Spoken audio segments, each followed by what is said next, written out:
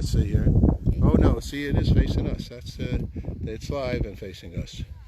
Well, you're in camera for a second or two. So just hold the camera here, and then when you get on this good-looking guy, Sladkus Paul, Good News broadcast, then you're going to stay there.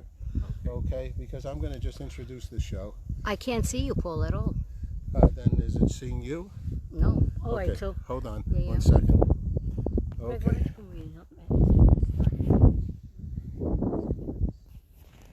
What happened here? It's on its back. What just happened here? It shut off?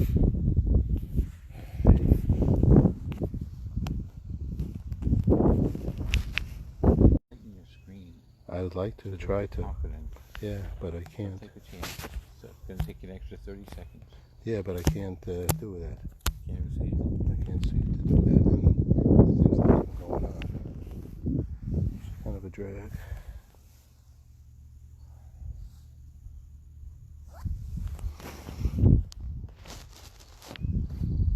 Because I rotated the screen. These son of a bitches. All right. You stand here and him stand there so he looks taller.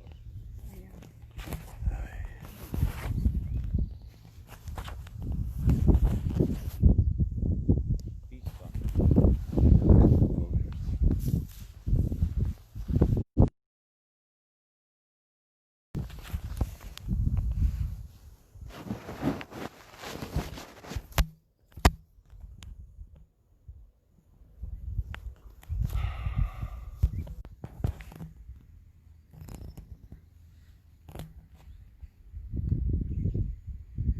Okay, hi, Paul Sladkus. So we had a temporary pause in the story because it's a little hard to see because it's so darn sunny out. But where we are is at the Walking Dunes, and behind, and we're on the back of the sign that says Walking Dunes. You know what Pete Seeger once said to me? You know, there's a stop sign on the front, but on the back, what's on the back of the sign? So which sign are you supposed to look at a sign? You know, you need to understand. And when he's saying from this land is your land, this land is my land, from California to the New York Island, I always used to think that he meant from New York to California, you know, 3,500 miles. And I said, Pete, that doesn't cover the entire world. He goes, it just depends where you start. If you go west from California, you'll get to New York.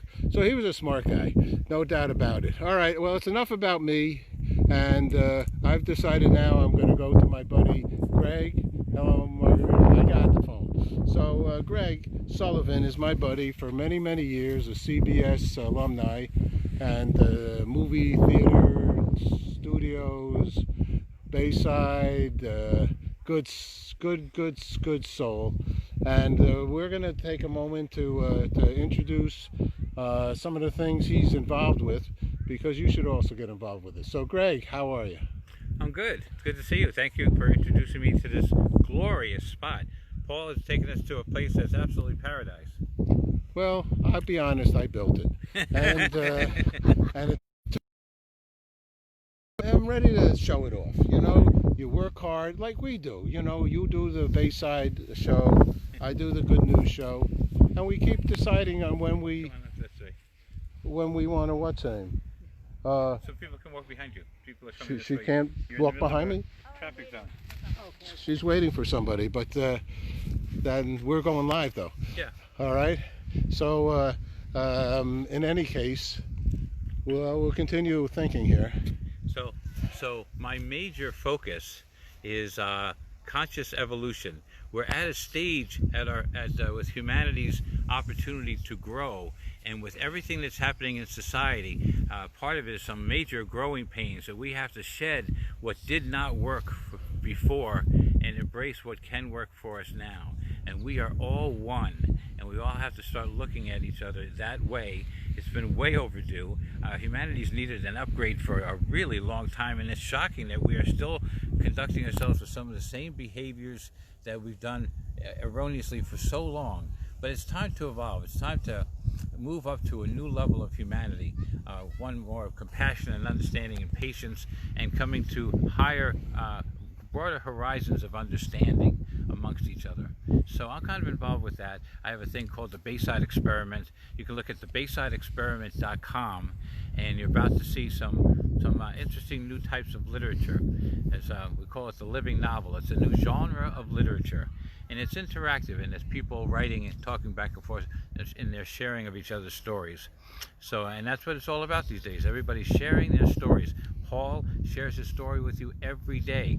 Everybody who gets on Facebook, everybody's on Instagram, Pinterest, everybody's sharing their stories and their interests, and we're becoming a kind of collective consciousness.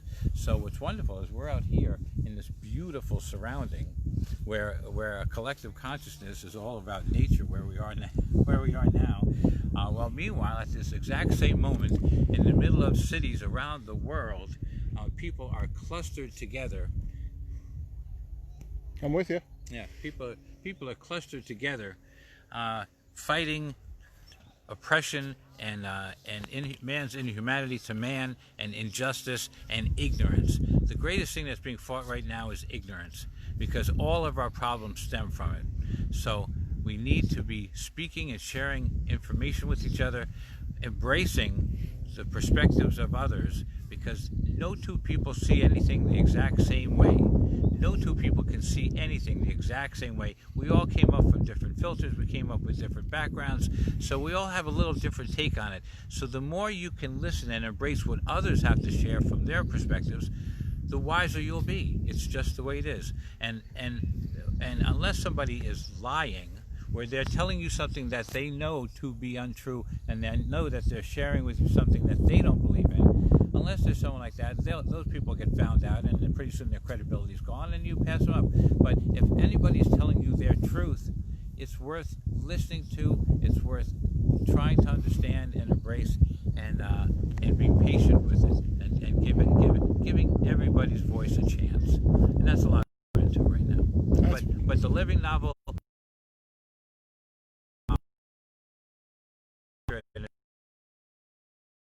So, you know, you're one of my dearest friends for a long time.